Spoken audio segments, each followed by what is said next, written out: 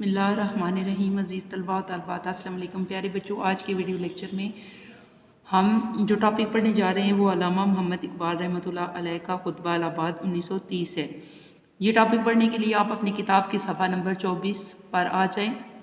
प्यारे बच्चों, थोड़ा सा मैं आपको इसका पस मंज़र बताती हूँ कि कायद आज़म के 14 निकात के पेश हो जाने की वजह से मुसलमानाने हिंद में ये एहसास फ़ाल तौर पर पैदा हो गया था कि उनमें ऐसे रहनुमा मौजूद हैं जो इनकी शरारत और तासब का तुर्की ब तुर्की जवाब दे सकें और उनकी शर अंगेज़ साजिशों को जुरातमंदी से बेनकाब कर सकें। अब ये बात बिल्कुल मुसल्लिम हो गई थी कि हिंदुस्तान में दो मुख्तलिफ़ कौमें आबाद हैं और दोनों एक दूसरे के साथ मिलकर कभी भी गुजारा नहीं कर सकती। अंग्रेज़ों ने इस हकीकत को बिलवास्ता तस्लीम भी कर लिया था, बल्कि इख्तियार हलकों में ये अमर तो बाइसे मौज़ूए बहस बन चुका था कि मुसलमानों को हिंदुस्तान में हुकूमत चलाने के लिए किस हद तक और किस अंदाज से इक़्तिदार जो है सौंपना चाहिए। प्यारे बच्चों, अल्लामा मोहम्मद इकबाल रहमतुल्लाह अलैह ने इस नज़रिए का प्रचार इस पुरजोश अंदाज में किया कि हिंदू सियासी हलकों में खलबली मच गई।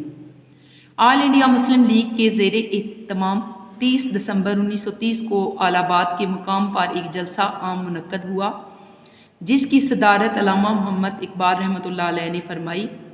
इस जलसे में जो खुतबा सदारत उन्होंने पेश किया वो न सिर्फ सियासी लिहाज से एक अहम तरीन वाक़े की हैसियत रखता है, बल्कि तारीख़ी नुक्ता नज़र से आज़ाद ममलिकत के मुतालबे के सिलसिले में संगे मील का दर्जा रखता है। इस खुतबे ने तमाम बाशिंदगाने हिंद पे ये वाज़ेह कर दिया था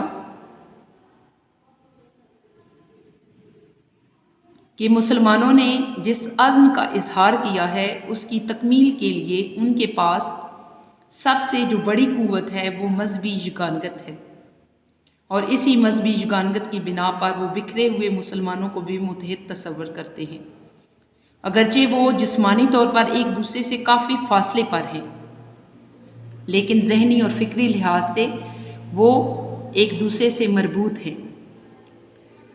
प्यारे बच्चों, मुसलमानाने बरसगीर की ये ख्वाहिश थी कि इनका अलग तशख़्ख़ुस तस्लीम किया जाए, यानी इनकी अलग पहचान हो। इस सिलसिले की कड़ी अल्लामा मोहम्मद इकबाल का खुतबा इलाहाबाद 1930 है। मुसलमान ये बर्दाश्त नहीं कर सकते थे कि इनके मजहबी, सियासी और माशरती हुकूक़ को सलब कर लिया जाए, लिहाजा मुसलमानों ने अपने लिए अलग मुल्क का मुतालबा कर दिया, जिसको अल्लामा मोहम्मद इकबाल ने अपने खुतबे में पेश किया। प्यारे बच्चों, अल्लामा इकबाल ने इस तारीख़ी खुतबे में फ़रमाया कि मेरी ख्वाहिश है कि पंजाब, सरहद, सिंध और बलूचिस्तान को मिलाकर एक रियासत बना दी जाए, ख्वा हिंदुस्तान में बरतानवी सल्तनत के अंदर रहकर या बाहर रहकर आज़ादी हासिल करे। मुझे शुमाल मगरबी मुस्लिम रियासत का क़याम कम अज़ कम शुमाल मगरबी इलाकों के मुसलमानों का मुक़द्दर नज़र आता है। कायद आज़म की ये ख्वाहिश थी कि मुसलमान जो हैं वो बरसगीर में एक क़ुव्वत बनकर उभरें। अल्लामा मोहम्मद इकबाल ने इस तस्वर को आगे बढ़ाते हुए खुतबा इलाहाबाद में अलग रियासत का तस्वुर दिया, यानी अल्लामा इकबाल ने अपने इस खुतबे में मुसलमानों के लिए अलग रियासत का तस्वुर दिया।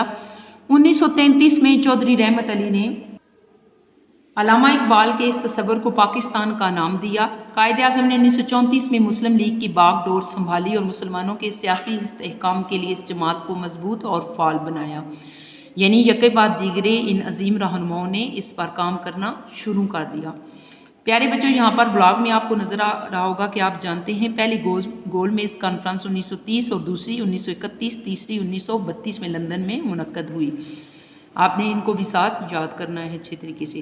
प्यारे बच्चों, ये था अल्लामा इकबाल का खुतबा इलाहाबाद, जिसमें उन्होंने मुसलमानों को अलग रियासत का तस्वुर दिया। उम्मीद है कि ये आपको बहुत अच्छे तरीके से समझ आ गया होगा। प्यारे बच्चों, ये था हमारा आज का लेक्चर। अब हम अगले टॉपिक के साथ अगले लेक्चर में हाज़िर होंगे। तब तक के लिए अल्लाह हाफ़िज़।